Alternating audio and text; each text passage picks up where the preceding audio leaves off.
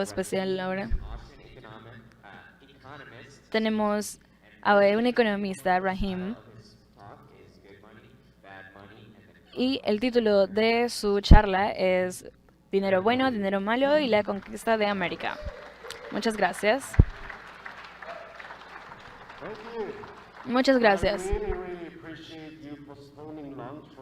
De verdad aprecio que ustedes no hayan almorzado por estar acá.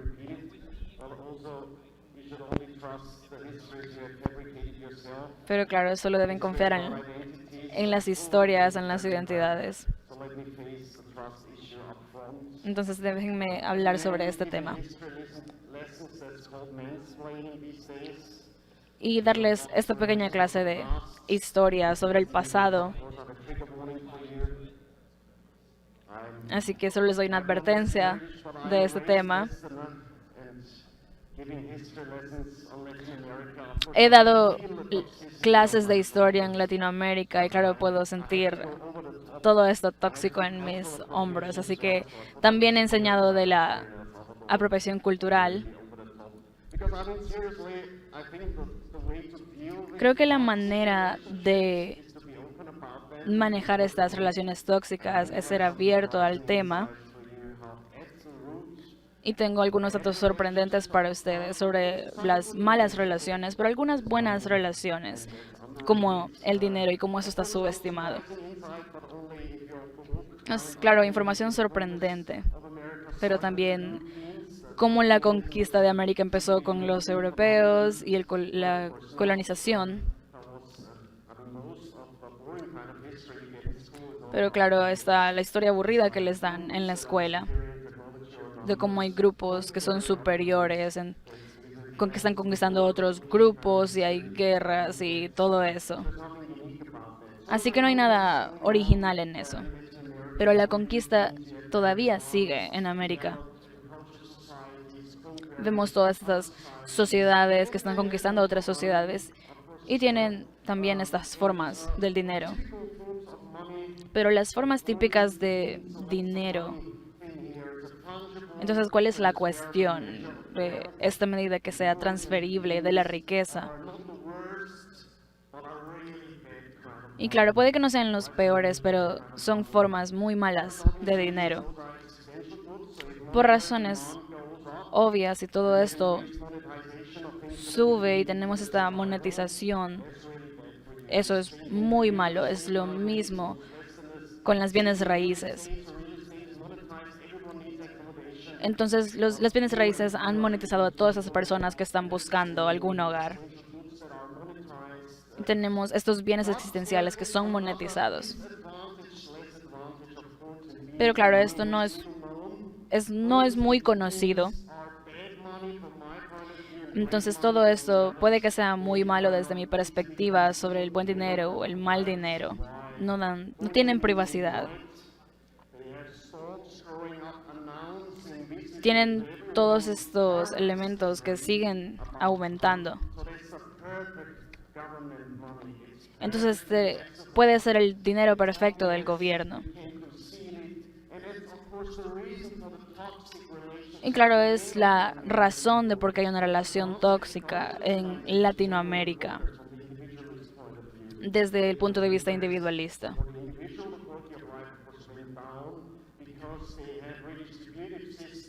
Tenemos esos sistemas que están armados como una pirámide de todo este dinero y cómo tienes que pagar tus impuestos y necesitas este dinero y es muy difícil. Entonces tenemos toda esta maquinaria. Creo que no es coincidencia de que esta pirámide también es la construcción más importante en Egipto y tenemos esa estructuración de la sociedad, de la concentración centralizada del dinero y cómo tenemos este comportamiento de la población. Pero en El Salvador tenemos esta idea de la sociedad, pero también de cómo el dinero se usa de una forma más amplia que en otras sociedades. El cacao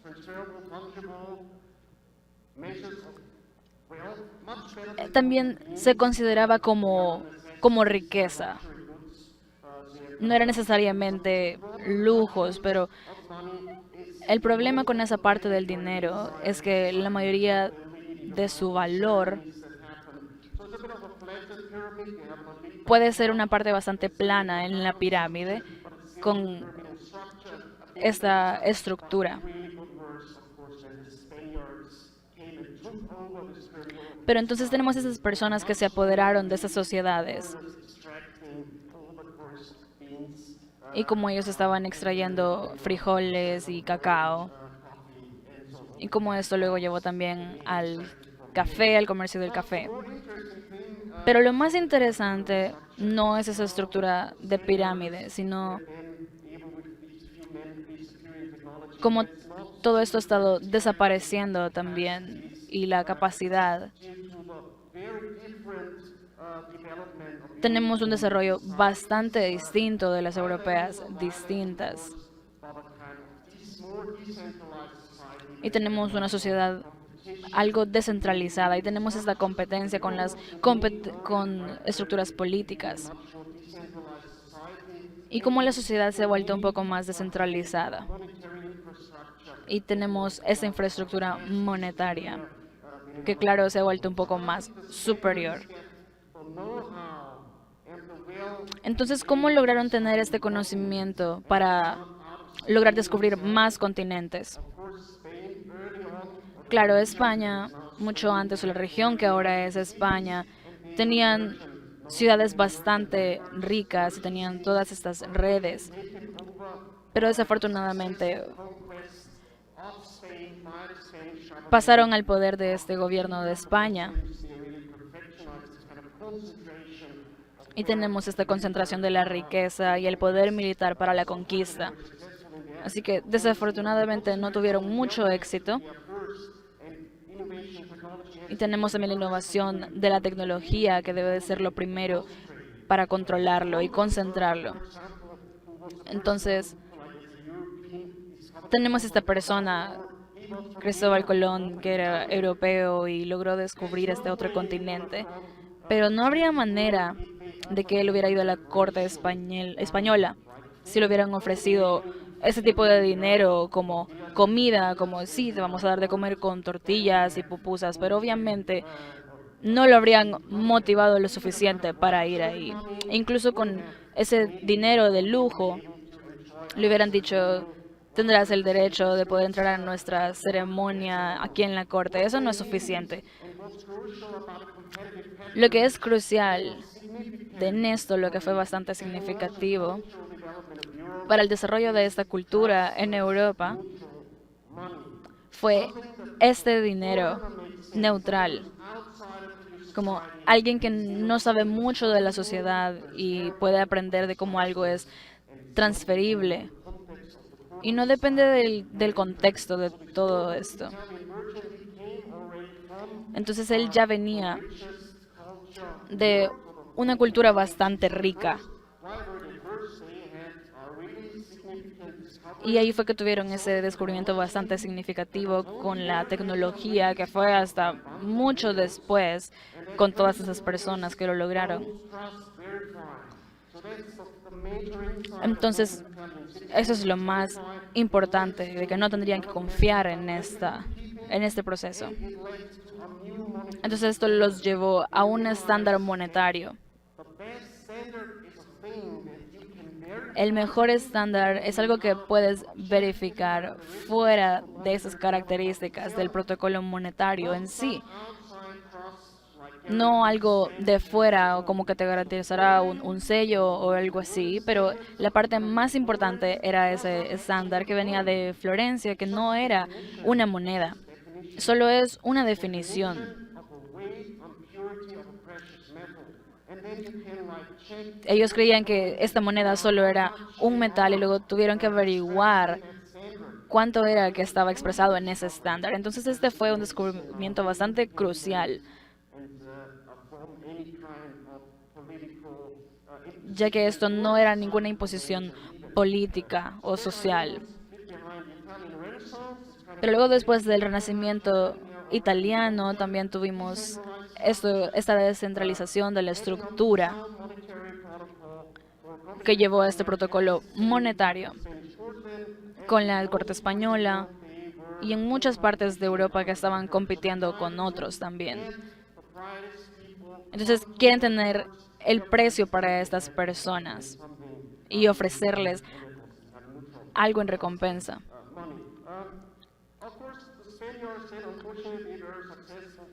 Claro, esto también logró ser una buena conquista también en el resto del mundo. Tenían una buena relación, pero lo que hicieron fue que de esta manera, con esta manera de pensar, destruyeron el protocolo antiguo, el protocolo monetario. Pero ¿cómo fue que esto sucedió? Se dieron cuenta, podemos empezar a minar y lo tendremos también en Europa. Y así también se logró a corto plazo, pero se destruyó este protocolo con la concentración, la innovación y la libertad que llevó luego al Imperio Español. Cuando el lugar más rico, el que era el líder, eso fue lo que pasó. Así que con la colonización puede que haya sido un poco mal en Latinoamérica, pero fue peor para España, ya que teníamos todos estos negocios, la minería, y luego también se descubrió esto. En la conquista, la segunda conquista que no fue tan conocida, la conquista de América, la referencia es Simón Bolívar, y tenemos la verdadera conquista de América, el verdadero descubrimiento de América. Fue alguien más descubrió América que no muchos conocen. Tenemos esta persona en Alemania que es mucho más conocida, Alexander. Él era un hombre del Renacimiento, no del Renacimiento italiano, pero un poco después, como en el siglo XVIII. Pero él tenía esta misma estructura.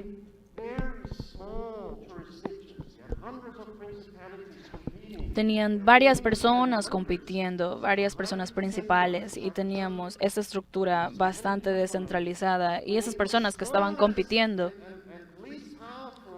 por la cosa menos poderosa, por la principalidad menos poderosa y bastante pequeña, y ellos pensaban, no lograremos conquistar nada así y lograr esos recursos. Tenemos que hacerlo de manera distinta. Pero desafortunadamente luego su esposa tomó el cargo y terminó descubriendo otras culturas. Y eso también le dijeron que era el Shakespeare de Alemania. Y su hijo también fue un hombre bastante bueno. Así que si estuviéramos en este contexto, creo que él sería alguien que hace surf, era alguien muy divertido. A él le gustaba ir a nadar, a playas nudistas, y era bastante libre, tenía una distinta mentalidad. Entonces se volvió su mejor amigo. Entonces Alexander pudo conocer también a estas personas.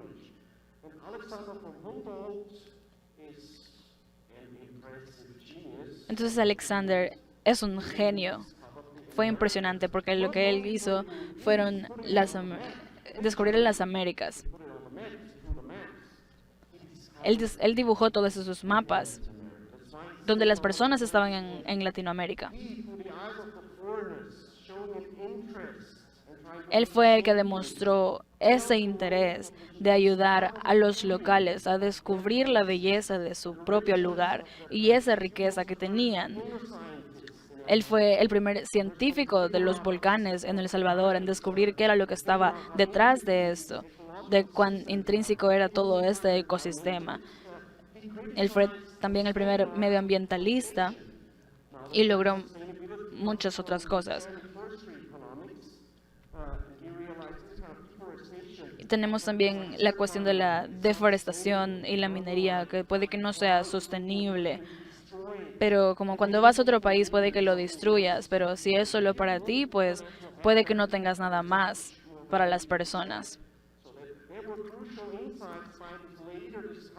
Entonces, después de este descubrimiento, algunos años después en Centroamérica, logró ver qué era lo que estaba detrás de eso. Y teníamos también esa competencia en el ámbito monetario. Las personas que, digamos que no tienen que trabajar cada día para sobrevivir. Pero si vemos El Salvador en el siglo XVIII, veíamos a esta persona, este hombre de Alemania, tuvo bastante valor de venir acá, pero era casi imposible hace siglos.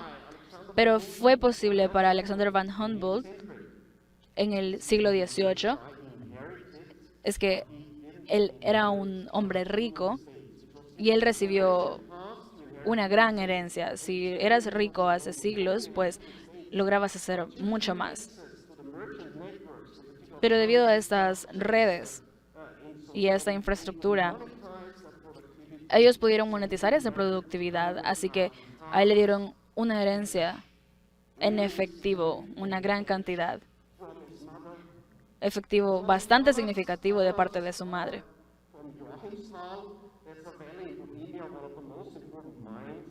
Tenemos también una mina bastante importante en metales preciosos. Después de todo esto que pasó en España, trataban de balancearse de nuevo. Así que con esa herencia pudo competir, obviamente, con distintas personas y incluso con reyes.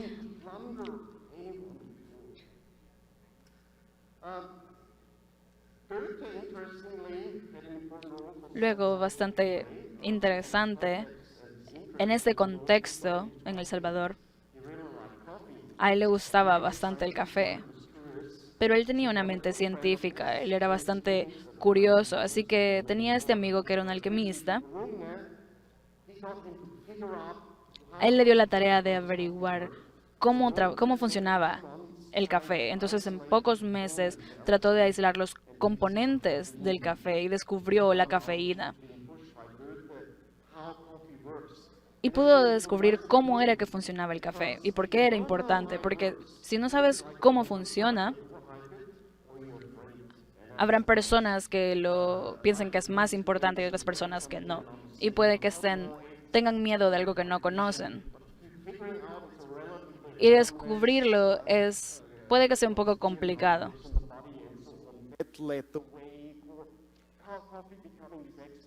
Y cómo el café se convirtió en este bien de exportación. Y también nos explica el por qué en el siglo XIX, en la mayor parte del siglo XIX, el café más importante y los compradores más importantes del café eran los mercaderes alemanes. Pueden ver que realmente para ese entonces ya eran muy dominantes. Y lo que hicieron ellos es venir aquí, los españoles vinieron aquí, se casaron con algunos locales. Voy a hablar acerca de eso pronto. Pero se dieron cuenta de que el café extraído aquí era mejor que el café en español. Esto sería diferente en esa época, pero eran los españoles quienes tenían todo el negocio del café en el país. Era la manera que ellos tenían de colonizar y mestizarse con los demás. Pero las personas ricas del continente, los nuevos colectivos, nos llevó a nuevas cosas. Y afortunadamente el Imperio Español cayó. Los británicos se tomaron el puesto y tomaron una buena parte del continente americano. Nosotros sabemos que en ese momento entonces hubo una explosión de las exportaciones, hubo un incremento de las exportaciones de cultivos, especialmente del café, en el continente americano. Ellos hicieron muchas inversiones y los británicos vinieron y dijeron, ok, cualquier persona joven que quiera ir, que hable un poco de español, aquí hay un poco de dinero, cualquier persona que quiera bajar a América puede hacerlo. Este es un lugar de oportunidades, es un lugar para tomar riesgos. Y fue debido a estas conexiones, pero lamentablemente todavía había mucha toxicidad. Tenemos ejemplos de compañías. Tenemos a la Southsea Company, que era la compañía más importante en ese entonces. Ellos vinieron como uno de los pilares, una de las dos industrias más grandes. El comercio se basaba en la estructura monetaria del momento. Tenía problemas, pero así era como se desarrollaba el comercio. Pero habían otras dos formas de dinero y eran todavía peores. La primera y el primer negocio más importante de la Southwest Company fue la peor forma del dinero, la peor forma de transmitir valor antes creada. Y se trata de los seres humanos, de los esclavos. Así que lo que ellos hicieron es ir por el negocio regulado, con los márgenes de ganancia más altos. El gobierno recibía impuestos, el rey compartía las ganancias y ellos se especializaron en proveer esclavos. Y esto es, por supuesto, algo de mucha toxicidad tras más toxicidad. Y pueden imaginarse cómo esto se basaba en protocolos monetarios inferiores en aquel entonces. El segundo es una manera de dinero, una forma de dinero un poco mejor. Era dinero fiat. Los británicos inventaron la forma moderna del dinero fiat. ¿Y qué significa esto? Monetizar la deuda del gobierno. Así que el segundo más importante modelo de negocios de la compañía Southsea fue monetizar la deuda británica del gobierno. Y luego les dicen a ustedes, esto les dice a ustedes de dónde viene la toxicidad y cómo esta toxicidad ha sobrevivido a través del tiempo. Porque cuando el Imperio Británico cayó, ellos extrajeron muchas cosas, tomaron muchos recursos valiosos y las personas se volvieron hipnotizadas por unas mejores oportunidades de negocios. Hubo una pérdida de la confianza y luego fue el continente americano quienes tomaron la premisa. Tomamos. Y ahora que yo he estado aquí en El Salvador, lo he visto, por supuesto, les ofrecemos deuda, ponemos impuesto a las exportaciones. Hay una parte de esclavismo que todavía puede ser rastreada hasta los bonos de los estados. Ese es el único daño colateral que tuvieron en ese entonces. Solamente hay dos cosas que son seguras en este entonces. Una de ellas es los impuestos. Y los británicos fueron los primeros en descubrirlo. Pero ¿cuál es el problema con esto? El problema con la deuda, por cierto, es excesiva y en El Salvador en particular permitió que la situación más inegalitaria se estableciera. Tuvimos la fuente de dinero más importante del mundo que fue conectada a El Salvador y el hacer este cambio toma entre 5 y 7 años. Así que en aquel entonces, si la gente no tenía café, era imposible comenzar a ahorrar en café. Y por cierto, esto es algo dinámico. Yo creo que está bien que los británicos y los alemanes vinieran aquí e invirtieran dinero bajo su propio riesgo, pero la deuda ya existía. Y cuando existe la deuda, la inegalidad se vuelve mucho peor. Si estamos produciendo café porque tenemos mucha productividad en la tierra, somos capaces de comprar más terrenos ¿Y en qué están pagando esta tierra? Si estamos comprando tierra, las compramos con la moneda. Si incrementamos nuestra capacidad de comprar, a la larga, esto lleva a una concentración más grande del poder. Pero algo todavía peor ha ocurrido aquí. Y algo descubrimiento de monedas basuras ocurrió en El Salvador. En El Salvador fueron pioneros, porque los cafetaleros estaban empleando a personas que venían de los procesos monetarios anteriores. Ellos estaban utilizando dinero líquido antes y decidieron pagarlos con monedas de finca, que llamaban fichas de finca, la moneda basura original del café. Esto fue algo que se le ocurrió a alguien, no sé a quién se le ocurrió esto, llamado fichas de finca. Así que, ¿cuál era el problema con esto? Este token solamente podían utilizarlo en la tienda de la compañía. No había ninguna manera en la que ustedes pudiesen construir capital en ese entonces por ustedes mismos.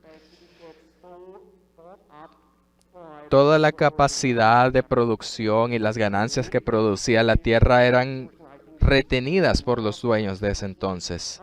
Y esto añadía más toxicidad al sistema monetario. Ahora, ¿cómo se sienten hasta ahora con todas estas locuras y con toda esta violencia que hemos descubierto? Yo lo que creo es que una de las cosas más grandiosas de El Salvador es que se ha comenzado a abrir. Porque las peores cosas que uno puede hacer en el anticolonialismo es mantenerse con la toxicidad del pasado y decir que todavía seguimos atados al pasado. Comenzamos a detestar a los extranjeros, comenzamos a detestar las conexiones con el mercado global y comenzamos a odiar a todos estos globalistas. Lo que, por cierto, se traduce en una experiencia real. Podemos explicar esto. Podemos ver esto cuando un extranjero viene. Pero esto es algo muy difícil porque el dinero es uno de los temas más complejos. Podemos pensar mucho y no darnos cuenta de la relación tóxica que existe con el dinero. Y es por eso que tenemos muchas historias de éxito en América Latina, en Venezuela, en Haití, en Cuba, que se volvieron anticolonialistas y luego se cerraron, se volvieron unas autocracias, llegó menos inversión y luego estas personas no pudieron avanzar porque se mantuvieron en el pasado y ahora todo se trata del dinero de China y es el mismo tipo de estructura primitiva, pero todavía peor que con el dólar. Ven que las cosas siempre pueden volverse peores en ese sentido. Y yo creo que esa es una colonización típica que todavía ocurre desde la política. Tenemos algo que fue prohibido en el pasado, pero hay ciertos elementos de esto que perdura. Algo positivo que los europeos hicieron fue construir estas conexiones con otros continentes.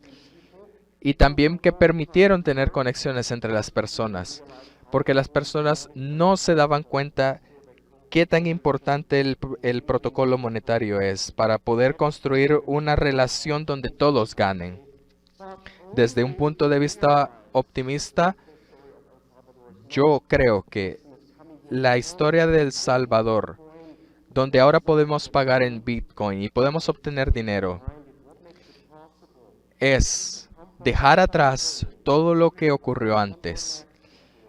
El Salvador no estaba en los mapas antes. Lo descubrieron. Por supuesto, el Bitcoin provee un potencial para generar riqueza. Porque pregúntenle a sus jefes y pídanles venir a El Salvador. Generalmente va a ser muy difícil que ellos les concedan un viaje de trabajo al país. Así que tienen que generar este interés. El Bitcoin permite generar este interés, permite generar estos ahorros.